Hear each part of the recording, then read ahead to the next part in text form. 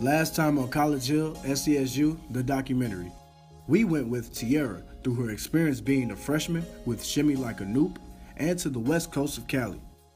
Nitra J shared her struggles with finding a new major, changing her new plans, and keeping family first. On this new episode, we meet Dougie, Shay, and Trent, talking about the other side of the fence, life-changing events, and campus life. Welcome back to College Hill, SCSU.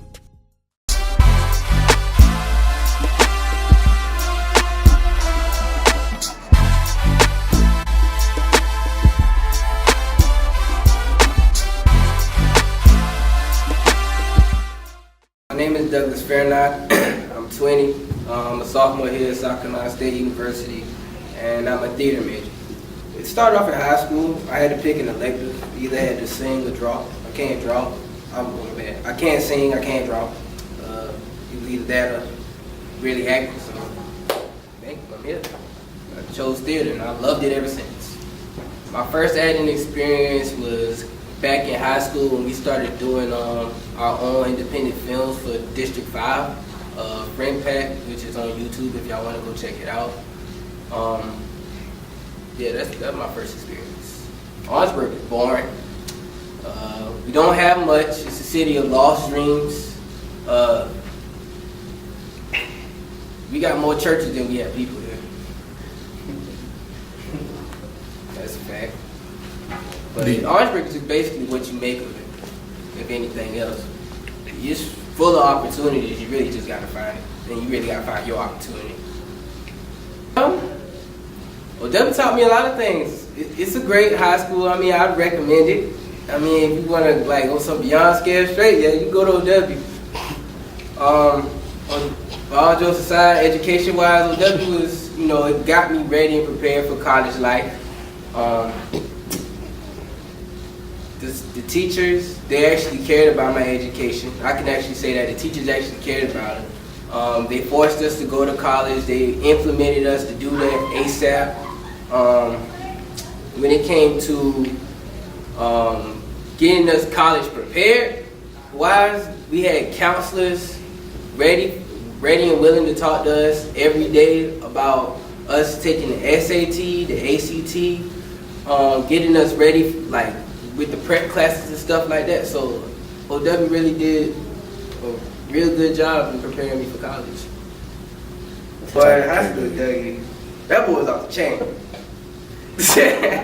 That boy was off the chain. High school Dougie, he get in everything. Dougie was everywhere. I could just say that. Party-wise, Dougie was everywhere. School turn up, Dougie was everywhere. Dougie knew the move, and Dougie was the move.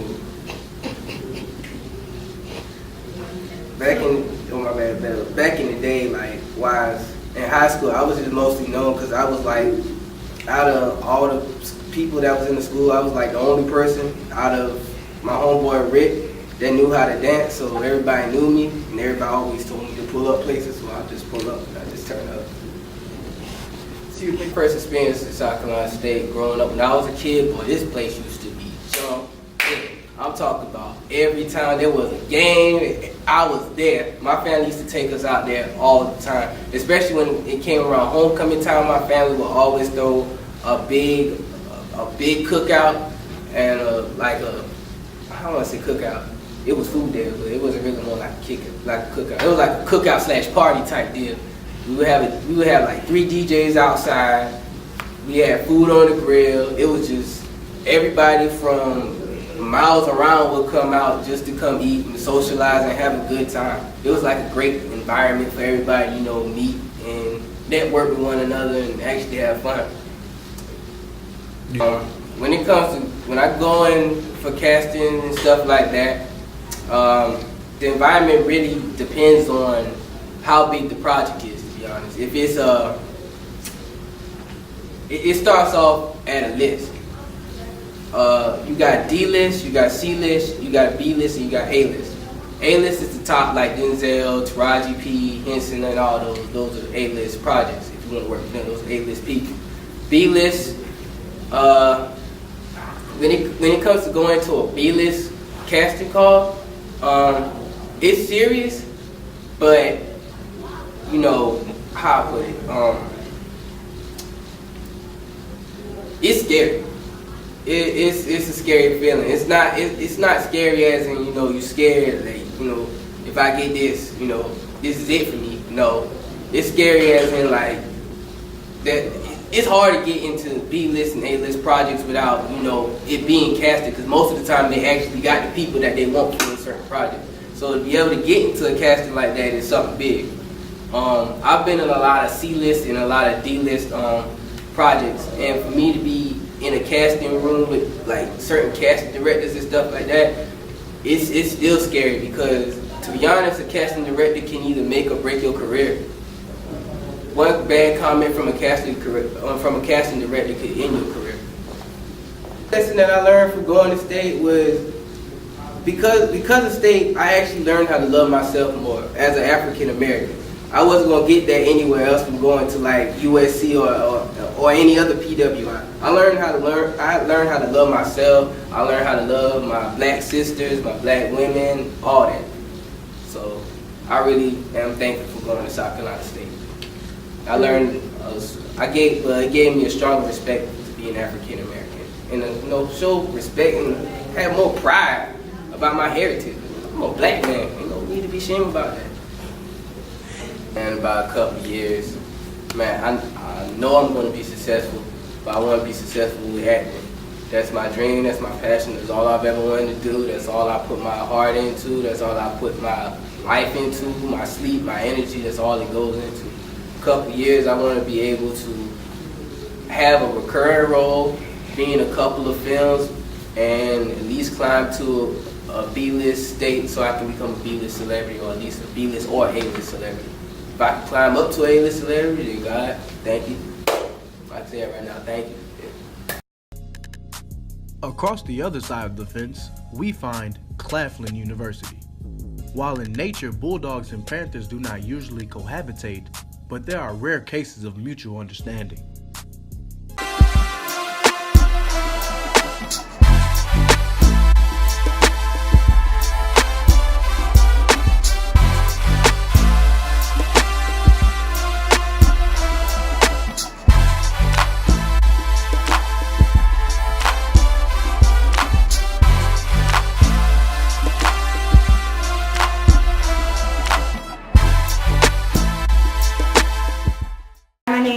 Ashay Bino, but I go by Shay. I go to SCSU, you know, of course. My major is business management and a minor in Spanish. I am a sophomore, about to be a junior, so you're not a sophomore, I'm a junior. And yeah, well, Shay is outgoing. I have really split personalities. I'm Ashay, Shay, and Shaylo. The cool, copacetic one, you know, just like the term. Ashay is gonna actually get her work done.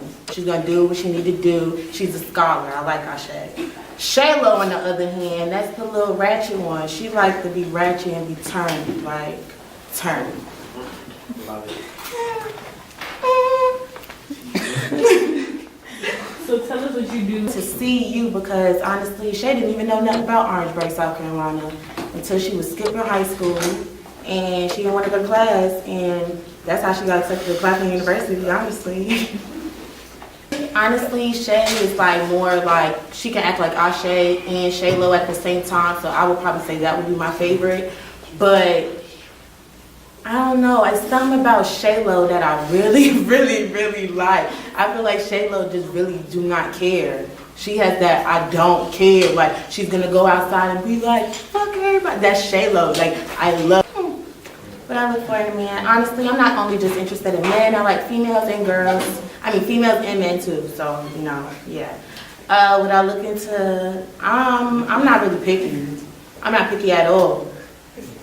I'm not picky at all. I like to, honestly, I don't really know. Like, I like all types of people. You just gotta give like real good energy to me. You gotta be real like funny. I like to laugh. So you buy food and you smoke and you make me laugh, we good. That's like the best boyfriend ever, honestly. You don't got, for females, I don't like dykes, y'all. I'm sorry. I don't like dykes. I like girly girls. Yeah, I love girly girls. I like fun size girls, honestly, because I'm fun. I like to have fun with girls. Really good fun. Still gonna be off campus, but it was boring because I wasn't really involved in school. I really didn't care about school. I just wanted to get my work done, and that was it, because junior year is much more to. I like about modeling, I like how sexy you can be, on set, honestly. How sexy you can be, how free you can be. I can just be myself. Like, I can have fun, I can do whatever I want. Like, even if it don't look right, I can just try it. I could just do whatever. Like, I think that's like where I get all my aggression at. Your friends are not your friends. Like, when I say, yeah, you're right, your friends is not your friends. I say this because I've been in a lot of, being in college, you do so much things, you try different things, it's just so much stuff for you to get yourself into, bad things and good things. And for friends, I'm a loyal friend. Like, I'm a very loyal friend. So for friends to, turn their back and just do crazy stuff, it hurts my feelings. It just hurts me so dearly. But I'm so nice when it comes to my friends. See, you know. The application to apply to SC State for the fall semester is May 31st. Applications can be found online at www.scsu.edu. There is a non-refundable app fee of $25. To tour the campus, you can schedule an appointment online also.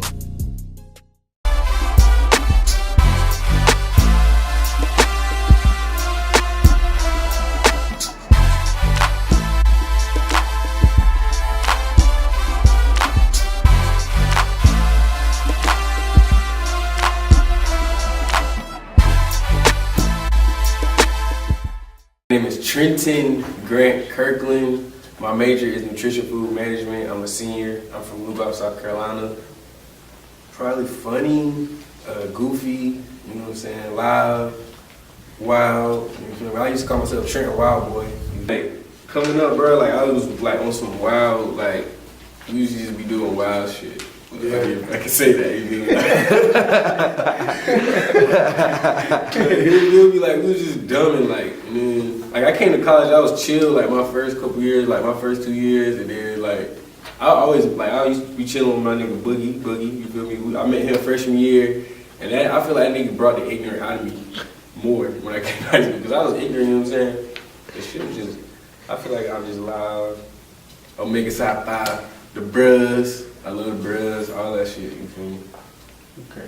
So, you know what I'm saying? That's when I was really, trying to, find myself, too, you feel me? And then I was with the same clique, really I was with the same group of people, in middle school, and then just gradually just over high school, you feel me? So I was with the same group of people, we was just chilling, we grew up together. I found out, a lot of stuff about, just real life stuff, we just be in these apartment complexes, and we just used to be out there just turning up, doing whatever we wanted, you feel me? My parents, my parents was cool, and my parents were really strict about a lot. So I just did whatever, you feel me? I had the whip, and I was right when I turned 16, I got the whip, so it was over, you feel me? I'm telling you, when I came here, when I was younger, I used to come to the games because my godmom, she lives out here. So I done came and stayed a couple times, and then I just seen the atmosphere. And then I went to an all-white school, but I used to just be with the black people. So I was like, yeah, I needed a culture change, you feel me? You feel me? I felt like I just wanted to be around the niggas, you feel me? My niggas, you feel me? Real shit, cause bro, I'm telling you, it was white people, and white people, I'm not racist or nothing, but it was just it was wild. High school was just, I was like, nah, bro, I just needed a culture change. I felt like. Yeah. So you talking about the atmosphere? When I first came to state, the vibes was it was louder, but I feel like I was more reserved, if I could say. I was a freshman, I stayed in Maze. It wasn't really, you know what I'm saying? I ain't had no whip, none of that. My sophomore year, I got the car. Vibes changed, you know what I'm saying? It was lit. It changed, yeah. Then when I came to Bruhs, I got live, you know what I'm saying? It's great now. I feel like the vibes, it's dope. The people is dope, but it's it could be better. You feel me? You know what I'm saying? Yeah, we could talk about the turn up, but we could also talk about the education with the schools. I'll do it as outside, you feel me? Spring 16, you feel me? The bruhs, man. Well, my uncle, he was the bruhs. Like, he is the bruhs, you feel me? And when I was younger, like, I used to just always see him. When I went to Florida, like, this was the crazy part of me. Like, well, I used to go to Florida, like, every summer. And, like, he got this room, like, straight dedicated to frat stuff, bro. I used to sleep in it every night, bro. Like, every night I stayed there, I slept in a room, like, dedicated, just all frat stuff just around me, you feel me? And then I ended up being the bruh, like, so, like, I cherish that, you feel me? Like, I cherish my chapter with everything, you feel me? Like, all that, you know what I'm saying? But I love the bruhs, all that about it, you know what I'm saying? I feel like that, yo, like, I gotta be the bruh, you know? That was loud, bro. Like, that was like the loudest time for me, bro, too, for real. And my roommate, he came out, bro, Boogie, you know what I'm saying? That was a loud time for me, bro. Even then, I wasn't even the bruhs then, like, that was just really, like, the loudest point. Even before, like, I used to go to a library. Like, I found myself in the library. Like, my LBs be bugging, talking about, yo, you need a library card, bro, because you always in the library or something. Like, you feel me? But I always, like, find time. Like, you got to put, like, the frat, yeah, it's dope, it's fun, but you got to put it on the back burner, like, because that's what you're really here for school, you know? So, like, but my conflict right now with graduating is not even the fact that I'm, like, having too much to do or something like that. I have 122 credits, I need 130. And so, it's May, and I need 3 classes to graduate. So I gotta come back in December. Cause I mean, it's like basically the advisement I had wasn't good. I've had like 4 advisors since I've been here. So like I was going through classes and getting approved for other classes, and I wasn't even did like, you know what I'm saying? It just ended up never just going back and doing it.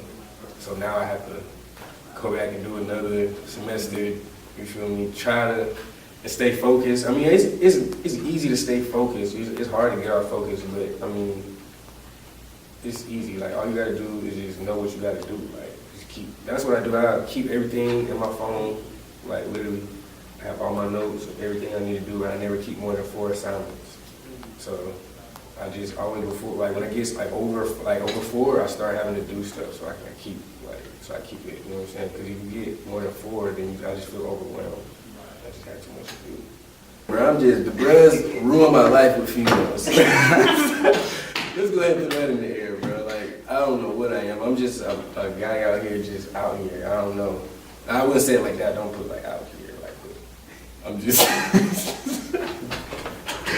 I mean, I'm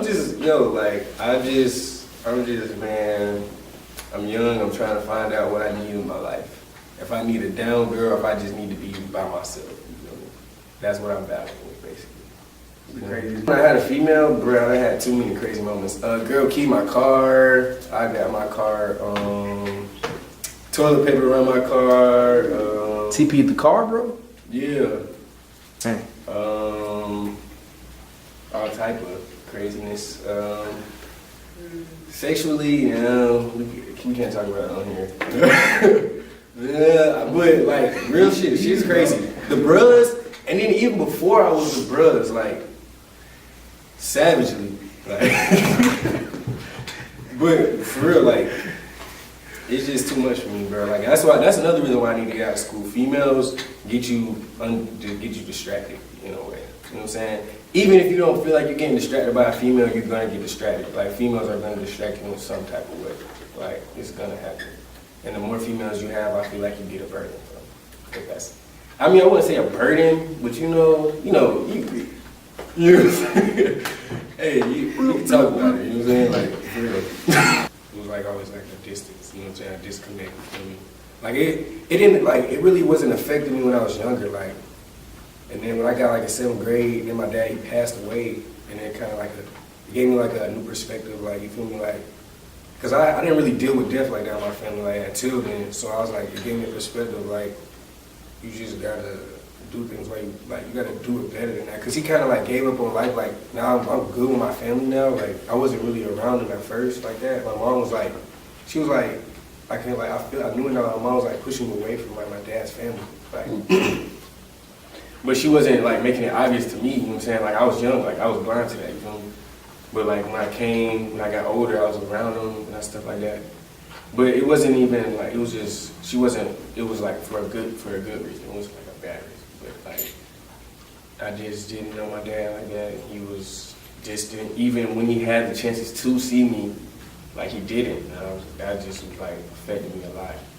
But I had my mom, she got married to another man, my stepdad, and you feel me, I thank God for him every day. Like, that's probably the best person in my life, I felt like, because he did the things that he didn't have to do, but he did it anyway, you feel me? So, you know what I'm saying, I applied for that. And I feel like I motivated my family, my mom really. Because my mom, she always like, you know what I'm saying, that's the one person that's always loyal to me, my mom. Really. So like, that what motivates me.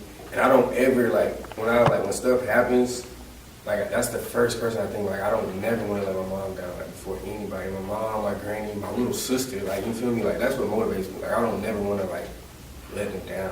When I feel like I let them down, it just hurts me, bro. It's silent. Like that's what hurts me. Like I always want to just like, for them to look at me and never have a bad image of me. You know what I'm saying? Like I don't never want them to like, anything that happens to me, like I don't want them to know, like our shit that I've done, like bad things I've done, like I don't never want them, like that's the thing that motivates me, bro. Like just to always keep that good image for them, like to them, like you know what I'm saying? Always be that good person for them. My dad passing, that was like, I feel like that just changed my life. For real. And my grandma passing, like it was just tough, like after my dad died, like I just felt like I just was like missing something, you know what I mean? Like, cause people like, and then this what was stressing me out, like everybody be like, yo, you look like your dad, bro. Like, yo, you act like your dad. Yo, you know what I'm saying? It would just kill me, like, cause I don't even know this nigga. You know what I'm saying? I'm like, yo, I don't know this nigga. And you keep telling me like I act like him, I look like him. I don't know this nigga though. Like you keep telling me this, like, and it kept burdening me, like, dang, like, and I never would get to know him because he passed, like, so it just blew me, like, you feel me? That just blew me a lot, bro. So I didn't, but and then like I came to like a realization, like, yo, like he wasn't there for me then, but like I feel like he's there with me now, like everywhere I go, bro. Cause like so much shit, you know what I'm saying? Like I just feel like he's there, but just not there physically, like he could have been. Cause everybody tells me like, yo, he just wanted to be there for you, he just couldn't. You know what I'm saying? Like the excuses, man. But he wasn't. So you can't talk about what he wanted to do.